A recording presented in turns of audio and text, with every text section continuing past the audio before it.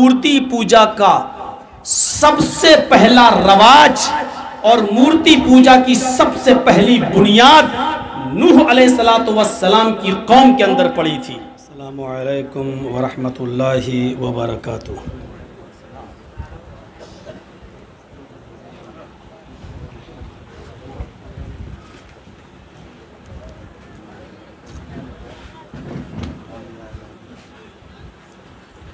الحمدللہ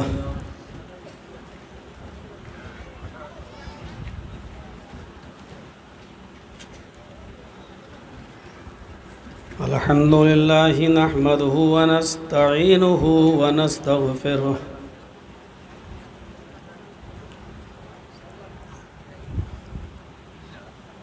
ونعوذ باللہ من شرور انفسنا ومن سیئات اعمالنا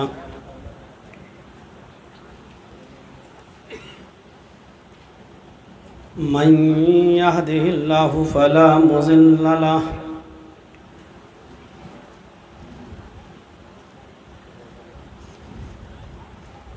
ومن يضلله فلا هادي له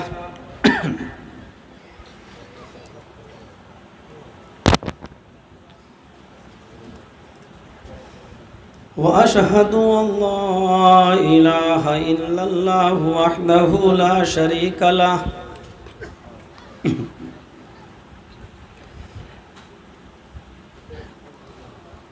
وأشهد أن محمدًا عبده ورسوله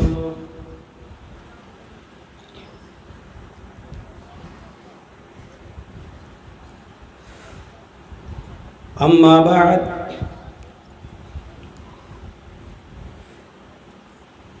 فإن خير الحديث كتاب الله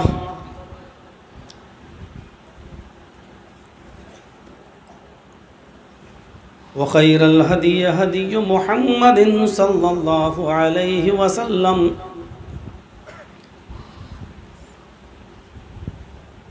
وشر الأمور محدثاتها وكل محدثة بدعة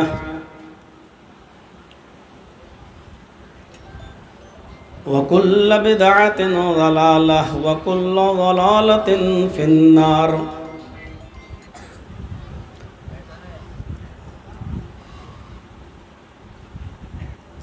أعوذ بالله من الشيطان الرجيم بسم الله الرحمن الرحيم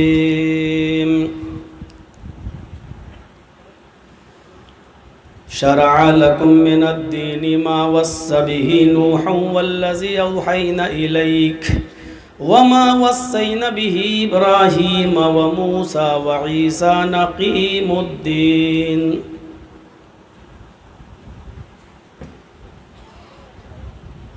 رب اشرح لي صدري ويسر لي أمري واحلل عقدة من لساني يفقهوا قولي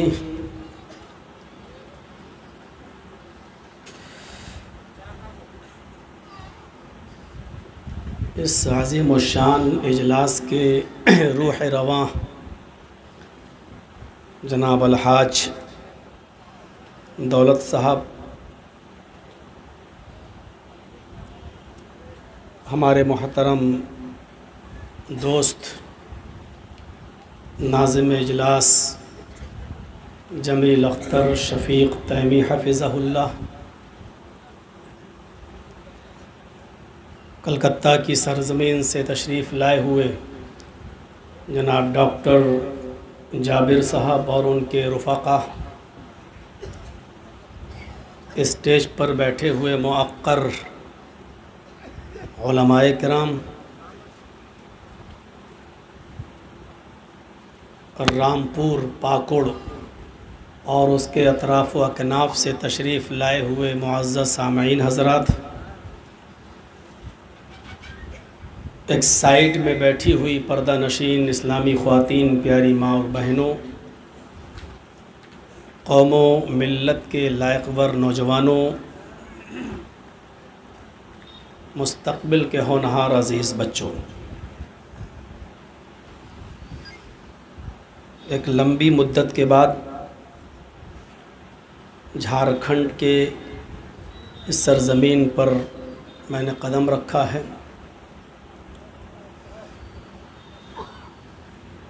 بہت ہی عجلت میں آپ نے اس پروگرام کو رچایا اور بسایا ہے۔ زیادہ دن نہیں ہوئے اس پروگرام کی تاریخ کو لیے ہوئے۔ الحاج دولت صاحب نے رابطہ قائم کیا عقیل اختر صاحب سے، اور عقیل اختر صاحب نے مختلف لوگوں سے ہمارا نمبر معلوم کرنے کے بعد ہم کو کال کیا، اور مسلسل کئی دن کال کرنے کے بعد انہوں نے پروگرام کی یہ ڈیٹ لی۔ میں نے ان سے بارہا کہا کہ شیخ میں جھارکھنڈ میں نہیں آ رہا ہوں، کچھ پرابلمس ہیں ہمارے ساتھ۔ ہم نے ان کو اپنی مجبوری بتائی۔ انہوں نے کہا نہیں، آپ کے اصولوں پر جلسہ ہوگا، آپ جو ٹائم چاہیں گے وہ ٹائم آپ کو ملے گا، جو وقت آپ کہیں گے وہ وقت آپ کو ملے گا، آپ کسی طریقے سے ایک پروگرام دے دیجئے۔ جب انہوں نے کئی بار فون کیا تو میں نے ان کو یہ پروگرام دیا۔ بہرحال وہ تو مکے میں ہیں، آج مکے سے وہ مدینہ گئے ہوئے ہیں۔ برابر فون پر رابطہ ہوا ان سے، میں آپ تک پہنچا۔ اللہ رب العالمین اس اجلاس کو کامیاب فرمائے۔ آپ نے جس مقصد کے تحت یہ جلسہ رکھا ہے، اللہ رب العالمین آپ کو آپ کے مقصد میں کامیابی عطا فرمائے۔ ڈاکٹر صاحب نے ابھی اور ناظم اجلاس نے ابھی شیخ ثناء اللہ مدنی حفظہ اللہ کے ترجمہ قرآن کی طرف ایک اشارہ کیا ہے۔ ثناء اللہ مدنی حفظہ اللہ نے بہت ہی آسان اسلوب میں قرآن کریم کا ترجمہ کیا ہے، جس کو ہر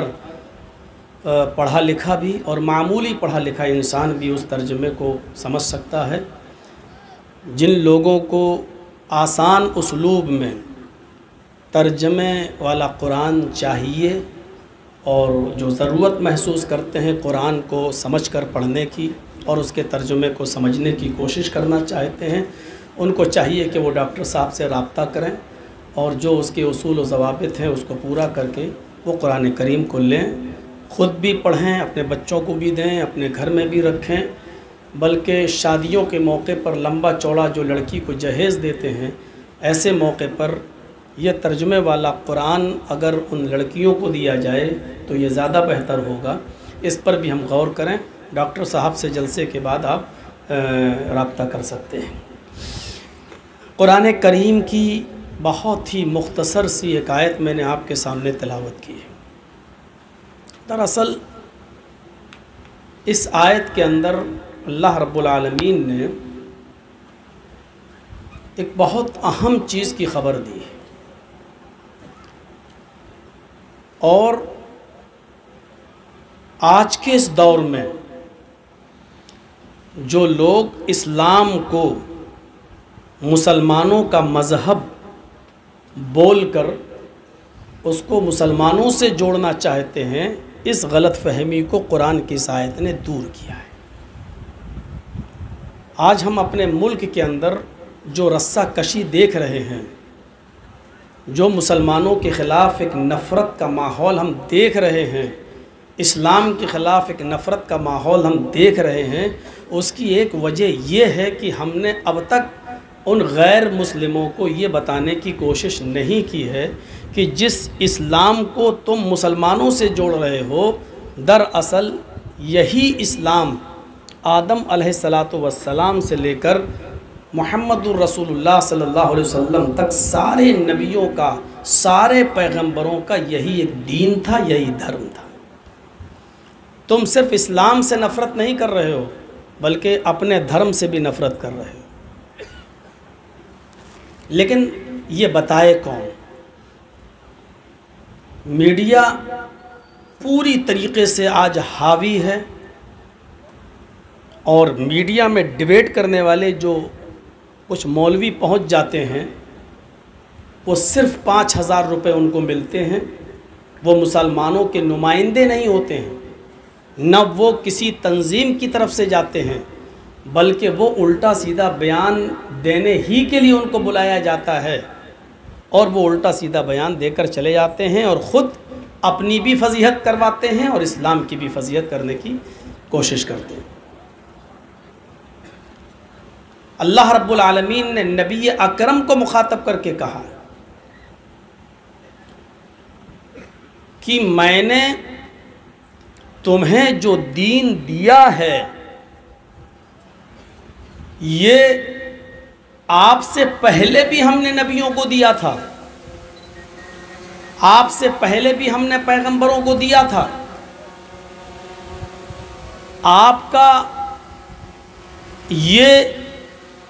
آپ کو دیا ہوا یہ دین صرف آپ تک محدود نہیں ہے، یا یوں کہہ لیجئے کہ آپ کو ہم نے کوئی نیا دین دے کر نہیں بھیجا ہے۔ دیکھیے کتنے واضح لفظوں میں اللہ رب العالمین نے کہا ہے، شرع لکم من الدین ما وصى به نوحا والذی اوحینا الیک وما وصینا به ابراہیم وموسیٰ وعیسیٰ نقیم الدین۔ کتنے واضح لفظوں میں کہا ہے کہ اے محمد صلی اللہ علیہ وسلم آپ کے لیے اسی دین کو ہم نے نافذ کیا ہے، اسی دین کو مشروع کیا ہے، اسی دین کو ہم نے لاگو کیا ہے، آپ کو بھی ہم نے وہی دین دے کر بھیجا ہے۔ ما وصینا بہ نوحا، جس دین کی وصیت ہم نے آپ سے پہلے نوح کو کی تھی۔ بند کر دیجئے، ہو گیا۔ ما وصینا بہ نوحا، جس دین کی وصیت آپ سے پہلے ہم نے نوح کو کی تھی۔ نوح علیہ السلام کو آدم ثانی کہا جاتا ہے۔ شریعت سب سے پہلے نوح علیہ السلام کو دی گئی تھی، اور نوح علیہ السلام کے انتقال کے بعد مورتی پوجا کا سب سے پہلا رواج اور مورتی پوجا کی سب سے پہلی بنیاد نوح علیہ السلام کی قوم کے اندر پڑی تھی، اور آج تک وہ مورتی پوجا کا رواج چلا آ رہا ہے، یہاں تک کہ ہمارے ملک کے اندر، ہمارے دیش کے اندر بھی وہ مورتی پوجا کا چلن آج بھی چل رہا ہے۔ جب ہم دیگر مذاہب کی کتابوں کی اسٹڈی کرتے ہیں تو ہمیں نوح علیہ السلام کا نام منو کی شکل میں ملتا ہے ہندو دھرم کے اندر۔ جب آپ منوسمرتی پڑھیں گے تو آپ شک میں پڑ جائیں گے کہ منو اسمرتی کے اندر جو کچھ بھی لکھا ہے وہ نوح علیہ السلام کے بارے میں قرآن نے کہا ہے۔ شرع لکم من الدین ما وصى به نوحا والذی اوحینا الیک، ہم نے آپ کے لیے اسی دین کو مشروع قرار دیا ہے جس دین کی وصیت ہم نے آپ سے پہلے نوح کو کی تھی، اور جس کی وحی میں نے آپ کو کر دی، جس کی خبر میں نے آپ کو دے دی۔ وما وصینا بہ ابراہیم وموسیٰ وعیسیٰ نقیم الدین، اور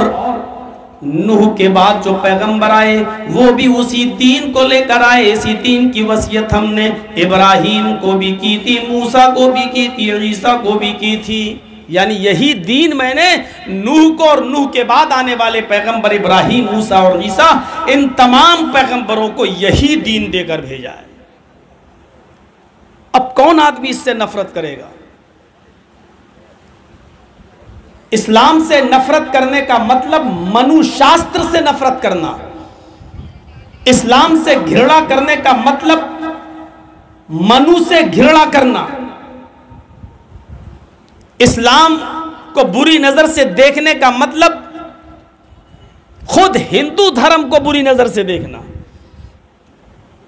اس لیے کہ اسلام مسلمانوں کا ہے ہی نہیں۔ مسلمانوں سے پہلے، اسلام سے پہلے بھی جتنے نبی آئے، جتنے پیغمبر آئے، ان تمام نبیوں کا دین یہی اسلام تھا۔ قرآن باقاعدہ ڈنکے کی چوٹ پر اعلان کرتا ہے، اور جن نبیوں کو کتاب دی گئی تھی تورات و زبور انجیل، ان تمام پیغمبروں کو مخاطب کر کے کہتا ہے قُلْ يَا أَهْلَ الْكِتَابِ تَعَالَوْا إِلَىٰ كَلِمَةٍ سَوَاءٍ بَيْنَنَا وَبَيْنَكُمْ۔ اے محمد صلی اللہ علیہ وسلم آپ اعلان کر دیجئے، اناؤنسمنٹ کر دیجئے، اے اہل کتاب، اے تورات والو، اے زبور والو، اے انجیل والو، اے یہودیو، اے عیسائیو، تعالو، اس جملے پر غور کیجئے۔ کسی کو جب بلایا جائے تو اس کا مطلب یہ ہے کہ وہ اپنا ہی ہے، کچھ مس اسٹینڈنگ کی وجہ سے، کچھ غلط فہمیوں کی وجہ سے وہ ہم سے دور ہو گیا ہے۔ اگر وہ ہمارا کینڈیڈیٹ نہیں ہوتا یا ہمارے خاندان کا نہیں ہوتا تو وہ اس کو ہم بلاتے نہیں، لیکن بلایا جا رہا ہے۔ اے نبی اعلان کر دو، اے اہل کتاب، اے تورات والو، اے زبور والو، اے انجیل والو، آؤ، تعالو، آؤ، اِلَىٰ كَلِمَةٍ سَوَاءٍ بَيْنَنَا وَبَيْنَكُمْ، آؤ ایک ایسے کلمے کی طرف، آؤ ایک ایسے مول منتر کی طرف، آؤ ایک ایسے کلمے کی طرف، ایک ایسے مول منتر کی طرف، سَوَاءٍ بَيْنَنَا وَبَيْنَكُمْ، جو ہمارے اور تمہارے درمیان مساوی ہے، ہمارے اور تمہارے درمیان برابر ہے، اس میں کسی کا اختلاف نہیں ہے، وروध نہیں ہے، وہ نروود ہے، وہ تمہارا بھی منتر ہے اور ہمارا بھی منتر ہے، وہ تمہارا بھی کلمہ ہے اور ہمارا بھی کلمہ ہے۔ آؤ ایک ایسے کلمے کی طرف جس میں کوئی اختلاف ہی نہیں ہے، اور وہ کلمہ کیا ہے؟ لا الہ الا اللہ۔ یہ کلمہ کبھی نہیں بدلا گیا۔ نوح علیہ السلام کا کلمہ بھی یہی تھا، لا الہ الا اللہ۔ ابراہیم علیہ السلام کا کلمہ بھی یہی تھا، لا الہ الا اللہ۔ موسیٰ علیہ السلام کا کلمہ بھی یہی تھا، لا الہ الا اللہ۔ عیسیٰ علیہ السلام کا کلمہ بھی یہی تھا، لا الہ الا اللہ۔ لا الہ الا اللہ نہیں بدلا گیا۔ اس زمانے کے پیغمبر کے حساب سے کلمے کا دوسرا حصہ، کلمے کا دوسرا جز تو بدلا گیا، لیکن مول منتر نہیں بدلا گیا۔ لا الہ الا اللہ نوح نے اپنے زمانے میں کہا نوح رسول اللہ، موسیٰ علیہ السلام نے کہا لا الہ الا اللہ موسیٰ رسول اللہ۔ عیسیٰ علیہ السلام کا زمانہ آیا تو کلمہ پڑھا جاتا تھا لا الہ الا اللہ عیسیٰ رسول اللہ۔ آپ غور سے دیکھیے مول منتر میں چینجنگ نہیں ہو رہی ہے، لا الہ الا اللہ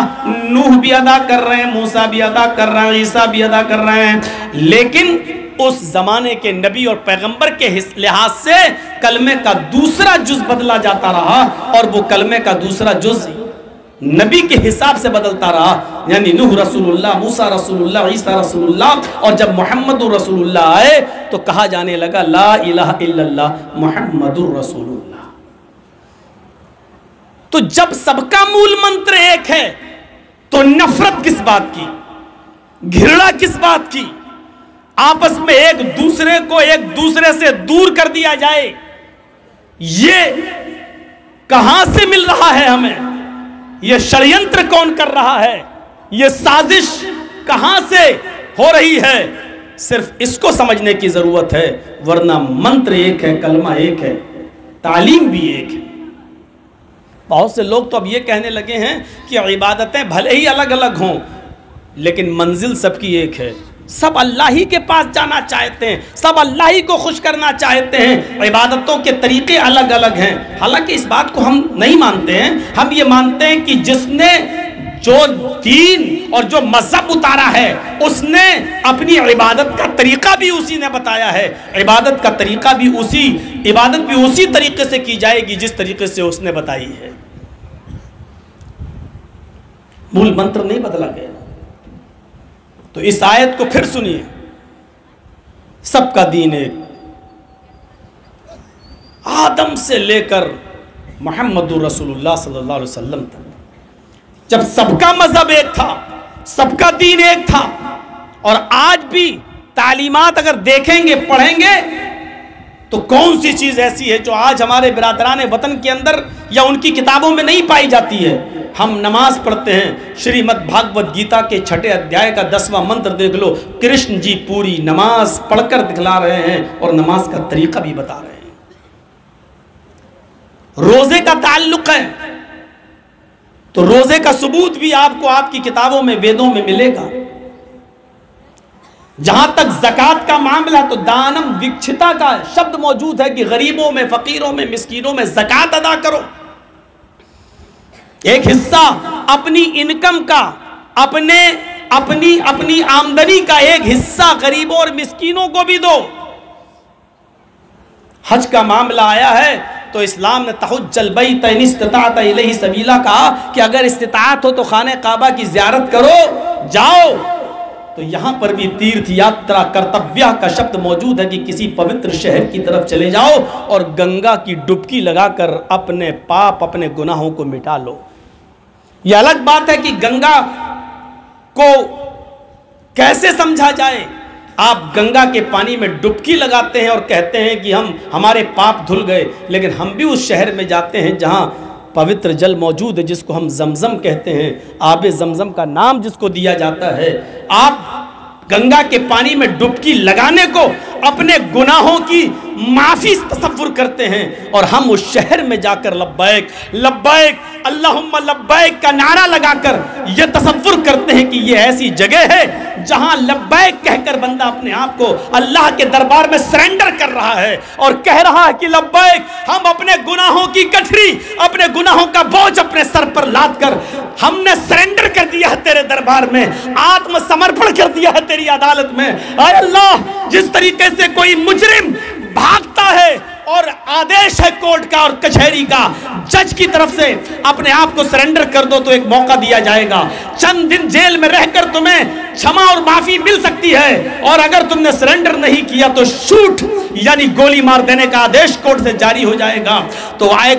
مجرم جس طرح کورٹ میں اپنے آپ کو سرنڈر کر کے جینے کا ایک ادھیکار پا لیتا ہے، اور کورٹ بھی، عدالت بھی اس کو اس کی غلطیوں کو معاف کر کے جینے کا ایک موقع دیتی ہے، اسی طریقے سے انڈیا، پاکستان، بنگلہ دیش، نیپال اور سری لنکا اور دنیا کے چپے چپے سے اپنے گناہوں کا بوجھ لاد کر ایک انسان مینا کے میدان میں گناہوں کی گٹھری لاد کر اپنے سر پر پھر چیختا ہے لبیک لبیک اللہم لبیک۔ اس لفظ لبیک کے اندر کیسا درد ہے، حاضر ہوں میں، جیسا کہ کورٹ میں ایک مجرم کہہ رہا ہو کہ میں حاضر ہوں، میں اس نے سرنڈر کر دیا ہے، اے اللہ میں حاضر ہوں، لبیک، میں نے سرنڈر کر دیا، آتم سمرپن کر دیا ہے تیری عدالت میں، تیرے دربار میں، تیرے علاوہ مجھے کوئی معاف نہیں کر سکتا۔ یہاں بندہ کہتا ان الحمد والنعمت لک، یہاں بندہ اپنی حاضری دیتا ہے، اپنے گناہوں کا اعتراف کرتا ہے، اور وہاں اللہ رب العالمین آسمان دنیا پر پہلے آسمان پر آ کر فرشتوں سے کہتا ہے، فرشتوں گواہ رہنا، میں نے اپنے بندوں سے کیے ہوئے وعدے کو پورا کر دیا، آج میں نے ان کے تمام گناہوں کو معاف کر دیا، کما ولدت امہا، جیسے ان کی ماں نے ان کو آج ہی اپنے پیٹ سے جنم دیا ہو، جس طرح بچہ اپنے ماں کے پیٹ سے پیدا ہوتا ہے، گناہوں سے معصوم ہوتا ہے، میں نے اپنے بندوں کی گناہوں کو بھی معاف کر دیا۔ ہم گناہوں کی معافی کا ذریعہ یہ تصور کرتے ہیں، ہم سے نفرت کا کارن بتاؤ، ہم سے نفرت کی وجہ بتاؤ۔